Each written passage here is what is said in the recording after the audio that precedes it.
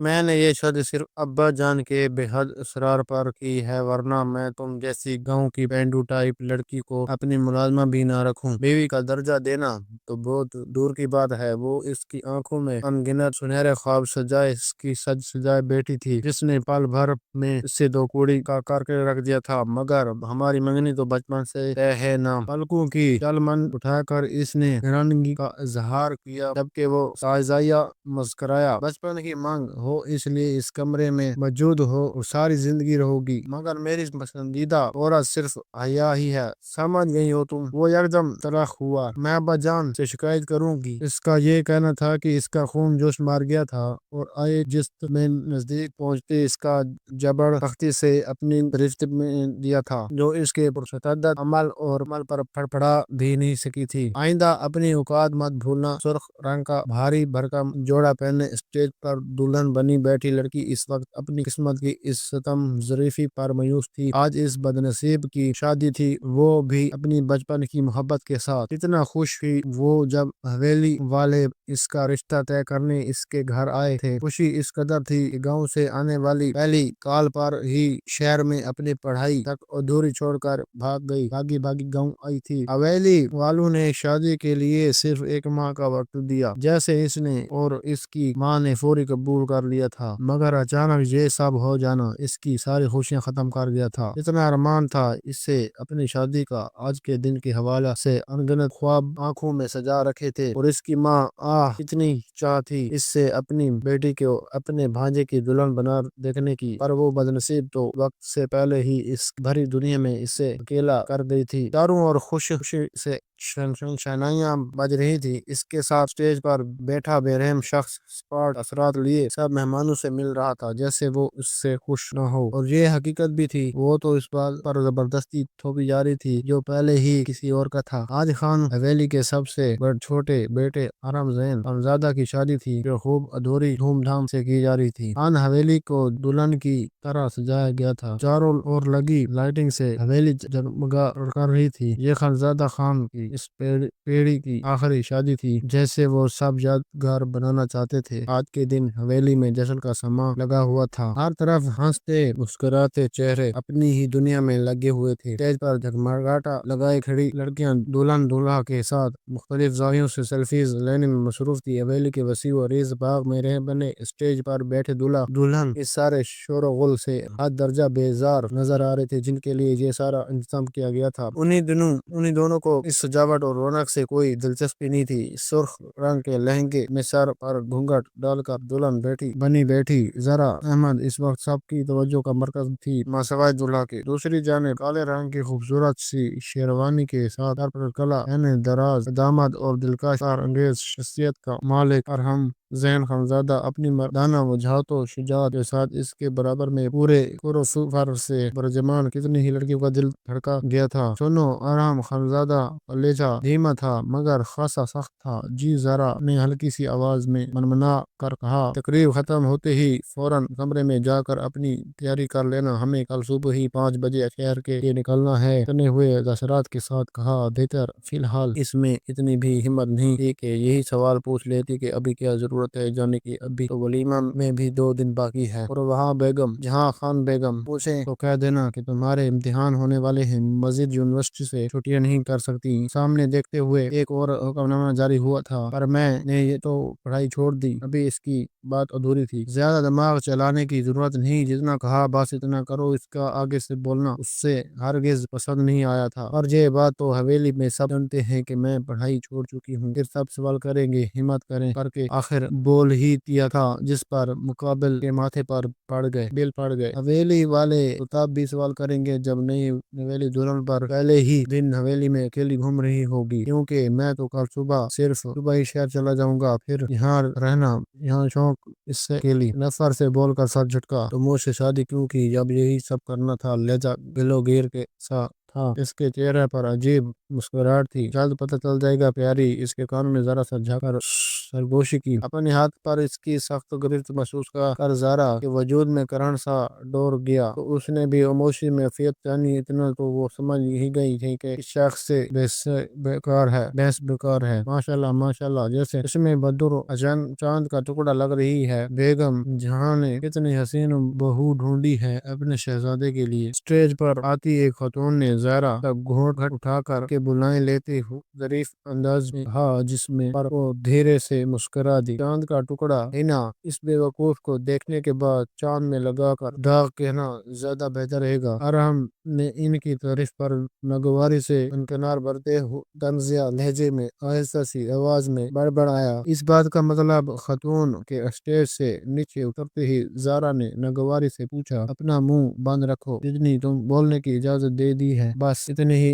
بہت ہے، میرے ساتھ آگے سے زبان چلانے کی قطعی ضرورت نہیں ہے، سمجھے؟ غصہ سے سر جھٹک کر اسے جھاڑ پلاتا اسٹیج سے قدم پھیلا کر اترتا اپنی یونیورسٹی فیلو کی جانب بڑھ گیا، جو ہاتھ میں فلاور بouquet پکڑے شاید ابھی محفل کا حصہ بنی تھی۔ پیچھے دلہن بنی بیٹھی زارا اس بے انتہائی پر آنکھوں میں آئی نمی چھپا نہیں سکی تھی۔ تقریب رات دیر تک چلتی رہی تھی۔ اس وقت سب تھک ہار کر اپنے اپنے کمروں میں آرام کرنے کے غرض سے بڑھ گئے تھے۔ ارحم ان سب سے پیچھا چھڑاتا قریب 2 بجے اپنے کمرے میں داخل ہوا تھا، جہاں زارا اس کے حکم کی تکمیل میں شہر روانگی کے لیے اپنی اور اس کی پیکنگ کر چکی تھی۔ پیکنگ کر لی؟ ڈریسنگ روم سے اسے سادہ سے سوٹ میں باہر آتے دیکھ سوال کیا۔ جی کر لی، نظریں پھر کے مختصر سا جواب دیا۔ خود کو نظر انداز کرنا ارحم کو خاصا ناگوار گزرا تھا۔ پتہ نہیں خود کو کیا سمجھتی تھی یہ جاہل لڑکی، ناگواری سے سوچ کر ایک نظر اس کے سر اپے پر ڈال کر سر جھٹکا۔ اپنے تمام ضروری کاغذات اور سامان رکھ لینا، کیونکہ میں تمہیں روز روز یہاں لے کر نہیں آؤں گا، وہاں جا کے گھر میں بیٹھنے کی ضرورت نہیں، اپنی تعلیم مکمل کرنا۔ زارا جو ڈریسنگ ٹیبل کے آگے کھڑی اپنی بال سنوار رہی تھی، ارحم کے لفظوں پر اس کے ہاتھ ٹھٹا کر رک گئے تھے۔ میں آپ کو پہلے بھی بتا چکی ہوں اور اب بھی پھر بتا رہی ہوں، میں اپنی پڑھائی چھوڑ چکی ہوں، زارا نے بڑے ضبط سے کہا، جو آج کے دن وہ بہت مشکل سے کیے ہوئے تھی۔ اپنا دماغ ذرا کو کم چلاؤ، جتنا کہا اتنا کرو، لائٹ بند کر دینا کمرے کی، جلدی سے سو جاؤ، صبح جلدی نکلنا ہے شہر کے لیے۔ اور ہم ڈریسنگ روم سے نائٹ ڈریس چوری کرتا ہے، اسے حکم سنا کر بیڈ پر لیٹ گیا، جبکہ زارا خاموشی سے شیشے سے نظر آتی اس کے عکس کو دیکھ رہی تھی، جو نہ جانے کیا چاہ رہا تھا۔ اس وقت خان حویلی میں طلوع آفتاب کا وقت تھا۔ حویلی کے رہائشی تو اپنی عادت کے پیش نظر صبح جاگنے کی عادی تھے، جبکہ کافی مہمان اس وقت سو رہے تھے جب زین خانزادہ کے 3 بیٹے، فہد خانزادہ، فساد خانزادہ، تیسرے ارحم زین خانزادہ، جبکہ بیٹی اس حویلی کا حصہ تھے۔ زین صاحب کا چند قبل پہلے ہی انتقال ہو چکا تھا۔ دونوں بیٹے بڑے بیٹے شادی کے بعد اپنی بیوی بچوں سمیت اسی گھر میں رہتے تھے۔ سب سے چھوٹی بیٹی نادیہ کی شادی انٹر ہونے کے فوراً بعد ہی سال پہلے کر دی گئی تھی۔ ارحم کا بھی یہی یونیورسٹی کا آخری سال تھا، پر اپنی ماں کے بے حد اصرار پر اسے شادی کے لیے زبردستی ہم بھرنی پڑی تھی، جو شروع سے اپنی بہن کی بیٹی کے صدقے واری جاتی تھی۔ بلیک پینٹ شرٹ کے ساتھ ڈینم کی جیکٹ پہنے، بلیک براؤن شیڈڈ سلکی بالوں کو بیچ کی مانگ نکال کر سیٹ کیے، کرسٹل گرے آنکھوں میں محبت لیے بیگم جہاں اپنی ماں کے برابر میں بیٹھا ارحم خانزادہ ان سے محبتیں وصول کر رہا تھا۔ ارے بیٹا، اتنی بھی کیا جلدی ہے جانے کی؟ ابھی تو ولیمہ بھی نہیں ہوا، پوری حویلی مہمانوں سے بھری پڑی ہے، ہم کیا جواب دیں گی سب کو؟ بیگم جہاں نے اپنی ضدی طبیعت کے مالک بیٹے کو دیکھا پریشانی سے کہا، پلیز ام جان آپ سنبھال لیجیے گا نا سب کو، اور جواب دینے کی کیا ضرورت ہے؟ ولیمہ کی صبح سے آ جاؤں گا میں۔ ان کی بات پر ارحم کے ماتھے پر بل واضح تھے، پر بیٹا کچھ دنیا کے دستور بھی تو ہیں، رسم دنیا بھی تو کسی شے کا نام ہوتا ہے، کون بھلائی نئی نویلی دلہن کو اس طرح شادی والے گھر سے لے جاتا ہے؟ جان نے اس سے سمجھانے کی کوشش کی، جس کے آگے یہ رسم و رواج سب فضول کی باتیں تھی۔ مجھے کوئی جلدی نہیں ہے ماں جان، آپ کی بہو کی یونیورسٹی کھلنے والی ہے اور کچھ ہی دنوں میں اس سے امتحان ہیں، تو اس کے کہنے پر اسے بھی ساتھ لے جا رہا ہوں۔ آپ چاہیں تو پوچھ لیں اس سے۔ ایک شرارتی نظر سادے لائن کے پرنٹڈ سوٹ میں ملبوس خود کو چادر میں چھپائے خاموش کھڑی زارا پر ڈال کر اسے بھی اپنے ساتھ کھینچا۔ زارا بیٹا کیا یہ سچ کہہ رہا ہے؟ آپ نے تو پڑھائی چھوڑ نہیں دی تھی؟ اپنی سوچوں میں گم کھڑی زارا چونک کر ان کی جانب متوجہ ہوئی۔ جی میرا مطلب ہے نہیں، میں اپنی تعلیم مکمل کرنا کرنا چاہتی ہوں۔ پہلے تو بے ساختہ حامی بھر دی، پر خود پر ارحم کی گھورتی نظروں کی تپش سے جلد سے انکار کرتے آہستہ سی آواز میں اس کا پڑھایا ہوا سبق دہرایا۔ اچھا چلو بیٹا، جیسے تم لوگوں کی مرضی، زندگی تمہیں گزارنی ہے، جیسے چاہے فیصلہ کرو۔ زارا کی تصدیق کرنے پر وہ خاموشی ہوتی فیصلہ ان پر چھوڑ گئی۔ چلیں پھر اجازت دیجیے۔ ارحم نے جلدی سے کھڑے ہو کر ان کا پیار لیا۔ ارحم کا اپنے پیچھے آنے کا اشارہ دیکھ زارا بھی بیگم جہاں سے ملنے کے لیے آگے بڑھی۔ اپنی لاڈلی بھانجی کو اس حویلی کا حصہ بنا کر جتنی خوش اور مطمئن تھی، اتنا شاید وہ کوئی تھا۔ دعاؤں کے سائے میں انہیں رخصت کرتی زارا کو کچھ ضروری ہدایت بھی کر رہی تھی جو وہ بہت خاموش سے سن رہی تھی۔ ارحم کے اعلان کرنے پر وہ حویلی کی دلہن کے لیے زبور کرتی، ارحم کے ساتھ فرنٹ سیٹ پر بیٹھی شہر کے لیے نکل پڑی۔ دونوں رفیقی اپنی اپنی جگہ خاموش تھے، جیسے کہنے کے کو کچھ تھا ہی نہیں۔